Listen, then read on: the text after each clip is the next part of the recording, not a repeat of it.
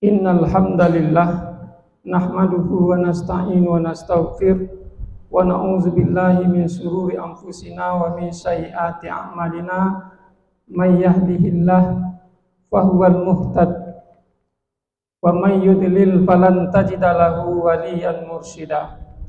Asyhadu an la ilaha illallah wa asyhadu anna Muhammadan abduhu wa rasuluhu la nabiyya ba'da amma ba'du. Allahumma fasalli wa sallim ala hazan nabil karim wa ala alihi wa ashabihi rasulillahi ajma'in. Ya ayyuhal hadirun wal muslimun usikum wa iyaya bitaqwallah faqad fazal muttaqun. Ittaqullaha haqqa tuqatih wa la tamutunna illa wa antum muslimun. Wa tazawwadu fa inna khaira zadi taqwa wattaquni ya ulil albab. Faqala Allah Ta'ala fil Qur'anil Karim, a'udzu billahi minasyaitonir rajim, bismillahirrahmanirrahim. Ya ayyuhallazina amanu taqullaha wal tanzur nafsum ma qaddamat liqad wattaqullaha innallaha khabirum bima ta'malun. Fa in asdaqal hadisi kitaballah wa khairal hadi hadi Muhammad wa syarral umuri muhdatsatuha wa kullu muhdatsatin bid'ah wa kullu bid'atin dhalalah wa kullu dhalalatin finnar. Kaum muslimin sidang jamaah Jumat yang dirahmati Allah, puji syukur marilah kita ucapkan kehadiran Allah Subhanahu wa ta'ala, karena sampai siang ini di Jumat ini Allah masih senantiasa memberikan kepada kita rahmat, nikmat yang Allah berikan kepada kita sejak kita kecil sampai hari ini adalah suatu hal yang harus kita syukuri hendaknya. Wa bi ayyi ala'i rabbikuma tukazziban, kata Allah. Nikmat mana lagi yang engkau dustakan itu? Namun kata Allah, wa qalilum min ibadiyas syakur, sangat sedikit sekali hambaku yang bersyukur itu. Untuk itu segala nikmat yang Allah berikan itu hendaknya kita syukuri sehingga kita menjadi abdan syakura, hamba-hamba yang selalu bersyukur itu. Salawat beriringan salam tak bosan-bosannya kita hadiahkan kepada pucuk pimpinan umat Islam, yakni Nabi besar Muhammad sallallahu alaihi wasallam, yang telah membawa umatnya dari zaman jahiliyah ke zaman Islamiyah, dari zaman kegelapan ke zaman yang terang benderang, minaz zulumati ilan nur, yang sama-sama kita rasakan pada saat sekarang ini.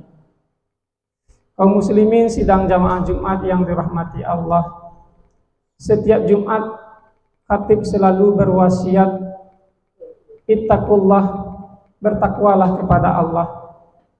Karena siapa kita, bagaimanapun kita, dimanapun kita, tidak ada artinya di hadapan Allah kecuali inna akramakum indallahi atqakum, kecuali orang-orang yang bertakwa kepada Allah, yaitu imtisan bi awamirillah wajtinabu nawahihi sirran wa alani, baik dalam menjauhi larangan Allah, mengerjakan seluruh perintah Allah, baik dalam keadaan sendiri maupun dalam keadaan ramai, dia selalu menjaga perintah Allah dan menjauhi larangan Allah itu.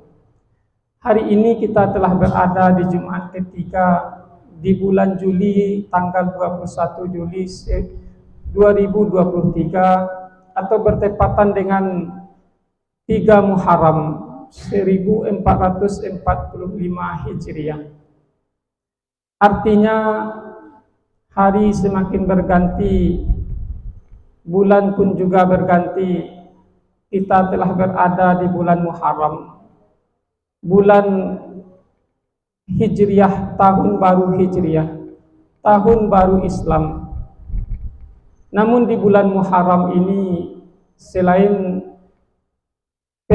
hijrahnya Nabi, tahun baru Islam, juga ada peristiwa-peristiwa yang sangat luar biasa di bulan Muharram ini. Yaitu salah satunya adalah kisah Nabi Adam alaihissalam. Ketika itu Allah mengatakan kepada Nabi Adam di dalam surat Al-Baqarah ayat 35 itu, wa qulna ya Adamu uskun anta wa zawjukal jannah wa kula minha ragadan haitsu syi'tuma wa la taqraba hazihi syajarah fatakuna minaz zalimin. Wahai Adam, tinggallah kamu di surga ini dan makanlah apapun yang engkau sukai. Wala taqraba hazihi sajarah, jangan engkau dekati buah pohon sajarah ini, buah kuldi ini, maka engkau termasuk orang-orang yang zalim. Lantas karena godaan iblis, rayuan iblis, Adam pun tergoda mendekati pohon sajarah itu dan memakan buah kuldi. Namun di dalam surat Baqarah 37-nya, fatalaqa Adamu mir rabbihi kalimatin fataba ala innahu huwat tawwabur rahim. Adam menerima kalimat taubat dari Tuhannya dan dia bertobat kepada Allah. Sungguhnya Allah Maha menerima taubat. Rabbana zalamna anfusana wa illam taghfir lana wa tarhamna lanakunanna minal khasirin. Peristiwa taubatnya Nabi Adam itu terjadi pada bulan Muharram, yaitu 10 Muharram. Juga peristiwa kisah Nabi Nuh alaihissalam, yang Nabi Nuh itu berdakwah 950 tahun, tidak berapa orang yang beriman. Lantas dalam surat Nuh ayat 26, Nabi Nuh berdoa kepada Allah, wa qala Nuh rabbi la tazar alal abdi minal kafirina dayyara. Ya Tuhan, jangan engkau biarkan satu orang pun tinggal di atas bumi ini. Jika engkau biarkan tinggal, anak cucu mereka nanti juga akan menjadi orang-orang kafir. Maka disuruhlah oleh Allah membuat kapal, mendatangkan banjir, dan Allah menyelamatkan Nabi Nuh dengan kapalnya. Itu juga terjadi 10 Muharram. Juga peristiwa kisah Nabi Ibrahim, Allah selamatkan dari api. Allah mengatakan dalam surat Al-Anbiya ayat 69 itu, kunna ya narukuni bardan wa salaman ala Ibrahim. Juga terjadi 10 Muharram. Juga kisah Nabi Musa alaihissalam diterangkan Allah dalam surat Al-Anbiya. Allah terangkan ayat 60 sampai 62 itu.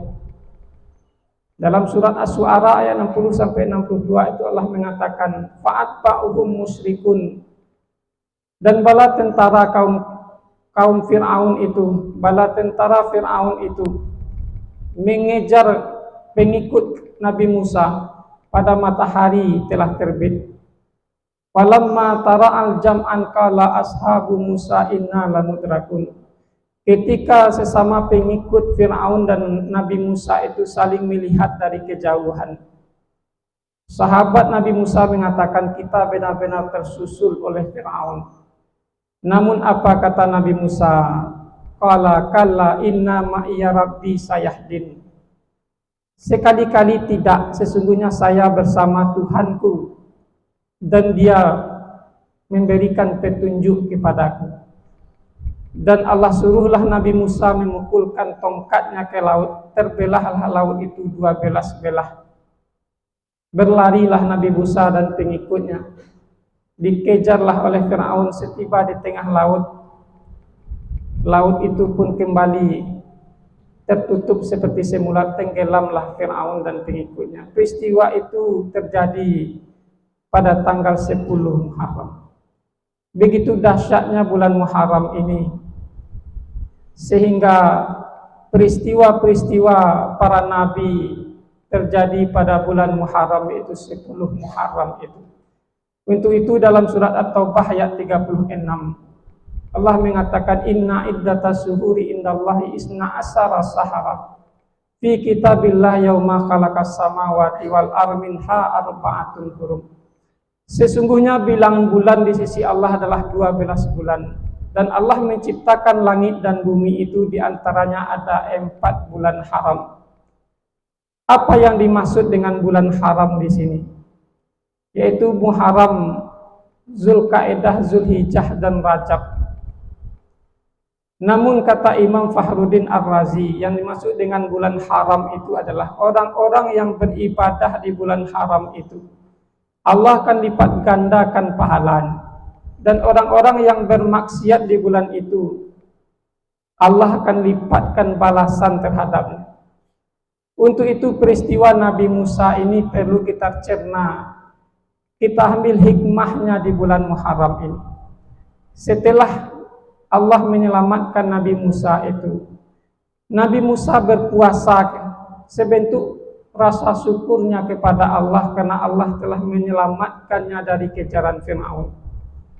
Untuk itu peristiwa Nabi Musa inilah yang menjadi landasan ketika Nabi Muhammad SAW hijrah dari Mekkah ke Madinah.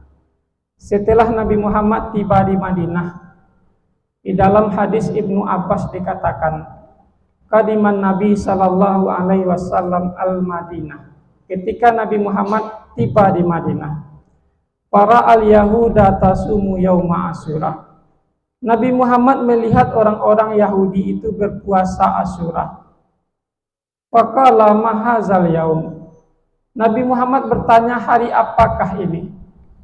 Orang Yahudi itu menjawab, qala haza yaumun saleh, haza yaumun najjallahu min bani Israel min aduihim fasamahu Musa. Ini adalah hari yang baik, hari di mana Allah menyelamatkan Bani Israel dan para pengikutnya, yaitu Nabi Musa. Fasamahu Musa, maka Musa berpuasa sebagai bentuk rasa syukurnya kepada Allah. Nabi Muhammad mengatakan, fa'ana ahaqqu bi Musa minkum. Kamilah, sayalah yang lebih berhak kepada Nabi Musa daripada kamu, kata Rasul. Fasamahu wa amara bisiyamihi, maka Nabi Muhammad berpuasa dan memerintahkan orang untuk berpuasa Asyura, yaitu tanggal 10 Asyura atau 10 Muharram itu. Maka untuk menyelisihi orang-orang Yahudi itu, Nabi Muhammad memerintahkan puasa tanggal 9, 10, 9 puasa Tasu'a, 10 puasa Asyura. Tapi kalau tidak bisa 9 dan 10, ada 9, 10 dan 11, maka disunahkan berpuasa Asyura itu. Kaum muslimin sidang jamaah Jumat yang dirahmati Allah, apa yang dapat kita ambil? Yang pertama adalah sebagai bentuk rasa syukur kita kepada Allah, maka kita harus melaksanakan puasa Asyura itu. Apa keutamaannya? Ketika Nabi ditanya wasu'ila an saumi yaumi Asyura, qala yukaffiru sanatal madiyah. Puasa Asyura itu adalah keutamaannya dapat menghapus dosa setahun yang lalu. Begitu keutamaannya puasa Asyura itu, betapa banyak dosa-dosa setahun yang lalu yang kita kerjakan, baik itu kecil maupun besar. Maka dengan puasa Asyura itu dapat menghapus puasa setahun yang lalu. Yang kedua, jangan kita jadikan tahun baru Islam ini sebagai bentuk menyerupai suatu kaum. Karena man tasabbaha biqaumin fahuwa minhum. Barang siapa yang menyerupai suatu kaum, maka dia termasuk dari golongan. Betapa banyak orang-orang di bulan Muharram itu, 10 Asyura itu, orang-orang Syiah mengagung-agungkan, berduka dengan kematian Husain, anaknya Ali bin Abi Thalib, sebagai cucu Nabi. Ketika Muawiyah sebagai gubernur Kufah meninggal dunia, maka gubernur Kufah digantikan oleh anaknya Yazid bin Muawiyah. Orang-orang Kufah tidak menerima Yazid sebagai gubernur menggantikan ayah. Kemudian orang-orang Kufah mengirim surat kepada Husain yang berada di Mekah, agar dia datang ke Kufah dan dibaiat oleh orang-orang Kufah sebagai khalifah, pengganti kakaknya Hasan, anaknya Ali bin Abi Thalib. Karena banyaknya surat yang datang ke Mekah, maka Husain berangkat sebanyak 72 orang ke Kufah untuk dibaiat menjadi khalifah. Setibanya di Kufah di Karbala itu, ternyata Husain dan para pengikutnya sebanyak 72 orang dipenggal kepalanya atas suruhan Yazid bin Muawiyah itu. Maka orang-orang Syiah yang pro Ali, 10 Asyura itu dia berduka dengan kematian Husain bin Ali itu. Maka jangan kita jadikan 10 Asyura itu, bulan Muharram ini sebagai menyerupai suatu kaum sebagai orang-orang Syiah itu. Kaum muslimin sidang jamaah Jumat yang dirahmati Allah. Yang ketiga yang dapat kita ambil ialah jadikanlah Muharram ini sebagai mempersiapkan bekal kita menghadap kepada Allah. Kita ingat sebuah kisah sahabat Nabi bernama Sa'ban. Suatu hari setiap subuh Sa'ban ini selalu datang tepat waktu sebelum azan subuh ke Masjid Nabawi. Setiap subuh dia selalu datang duduk di pojok masjid. Suatu kali Nabi tidak melihat Sa'ban ini datang. Setelah ditanya-tanya, Nabi akhirnya berangkat dengan para sahabat ke rumahnya. Ternyata rumah Sa'ban ini jauhnya perjalanan 3 jam perjalanan. Setiba di rumah Sa'ban, Nabi bertanya kepada istrinya, "Kemana Sa'ban? Kenapa tidak ada datang ke masjid salat subuh?" Istrinya menjawab, "Sa'ban tadi pagi telah meninggal dunia." Namun kata istrinya, Sa'ban berteriak 3 kali. Apa kata Sa'ban? Kenapa tidak lebih jauh? Kenapa tidak yang baru? Kenapa tidak semuanya? Maka Nabi mengatakan, di dalam surat Kaf ayat 22 itu kata Nabi, "Laqad kunta fi ghaflatin min haza, fakasafna anka ghita'aka fabasarukal yaumal hadid." Pada hari ini kata Nabi, kamu sangat lalai dengan perintah Allah. Maka Allah bukakan penglihatanmu, maka penglihatanmu pada saat kematian itu sangatlah jelasnya. Apa yang dikatakan Sa'ban itu, kenapa tidak lebih jauh? Ketika Sa'ban meninggal dunia, dia melihat kenapa perjalanannya 3 jam itu salat subuh. Kenapa tidak lebih jauh daripada itu? Kenapa tidak 5 jam dan 6 jam? Yang kedua, kenapa tidak yang baru? Ketika Sa'ban berjalan ke masjid salat subuh, ada orang fakir miskin yang kedinginan. Sa'ban memberikan jaketnya, bajunya yang tidak baru yang usang kepada fakir itu. Yang ketiga, ketika Sa'ban dalam perjalanan, dia membawa sepotong roti.